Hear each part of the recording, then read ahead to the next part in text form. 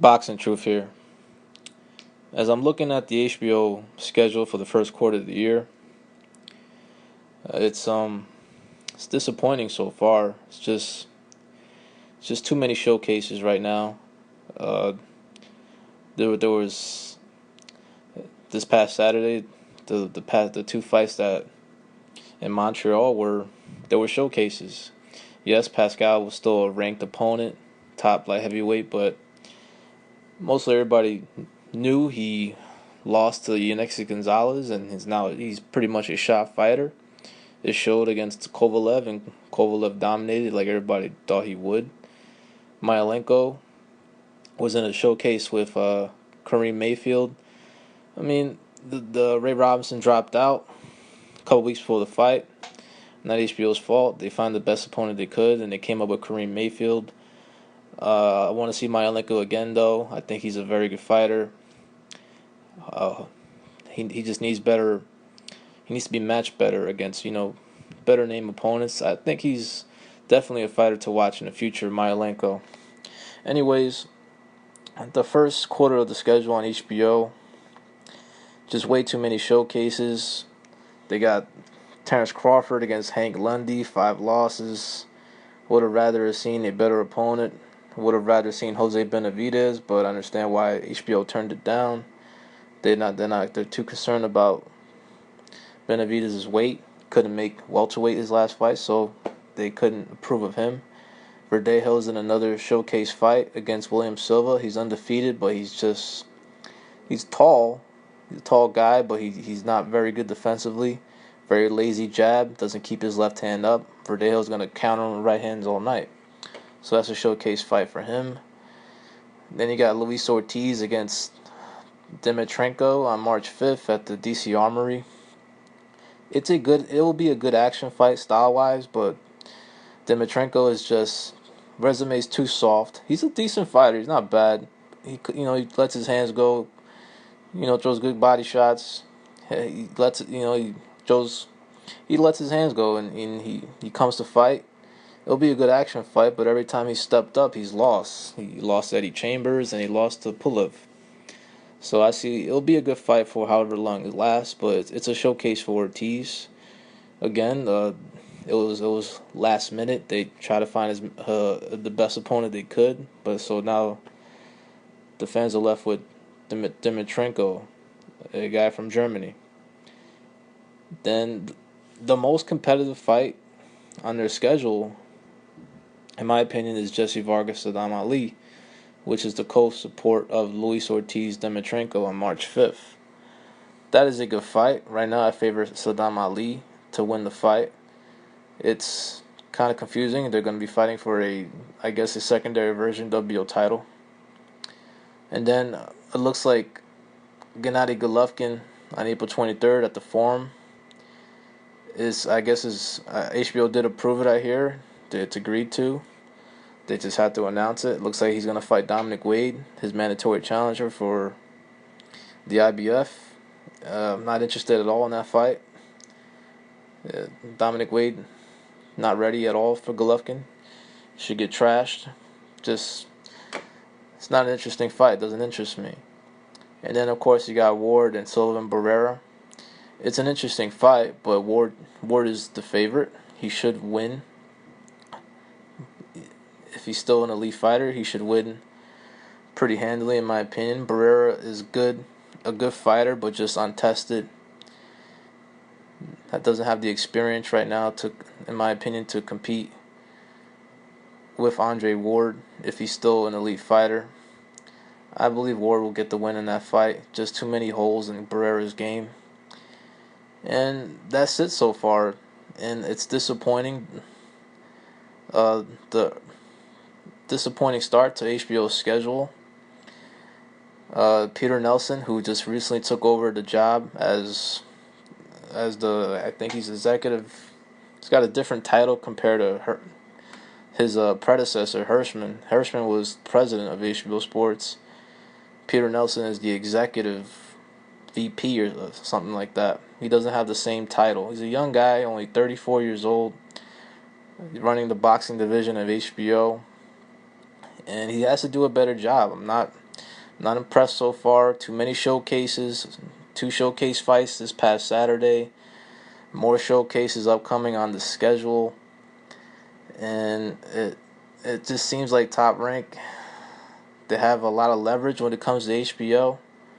They can pretty much, I mean, if Arum can't get his way, he'll go over Peter Nelson, he'll authority and go to the higher ups to get his way. I mean, it's crazy that HBO's paying money for Verdejo Silva and Crawford Lundy. I mean, two predetermined outcomes in my opinion. Ortiz is an action fighter, I get it, and the fight is an action fight. It should be a good fight action wise, so I get that. Golovkin, of course, they're in the Golovkin business. Nothing much they could do there. But I just, Peter Nelson has to do a better job. I mean, not only that, showcases on the HBO platform, but they're gonna have a showcase on pay-per-view on May 7th, Canelo versus Khan. That's another showcase that people have to pay their hard-earned money for. That's crazy. I mean, I already know who's gonna win that fight. I mean, HBO used to be that network of champions where you watch HBO to watch the best fights. I mean, it's just a lot's changed so far.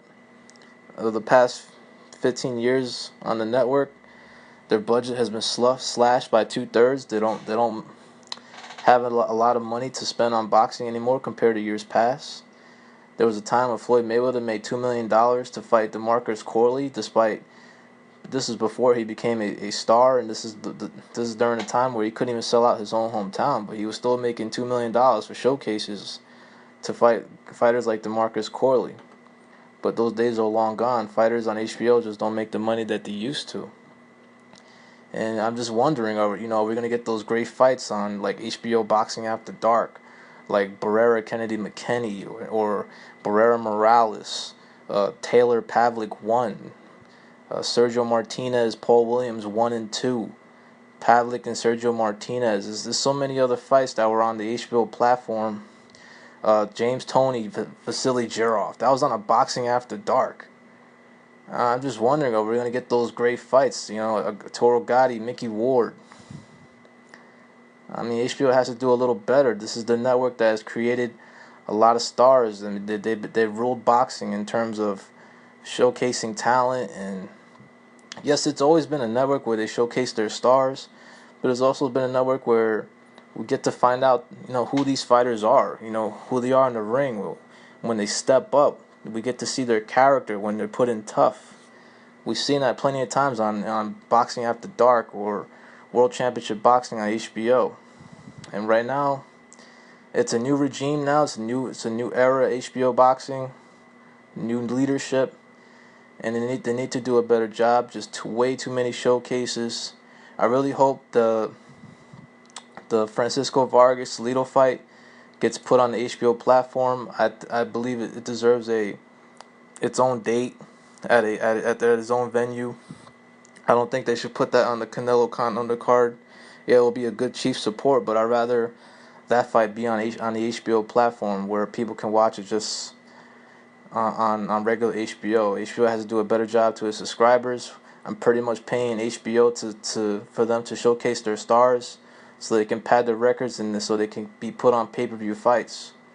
And that's not what, boxing fans pay HBO for. They pay for great fights, more competitive fights.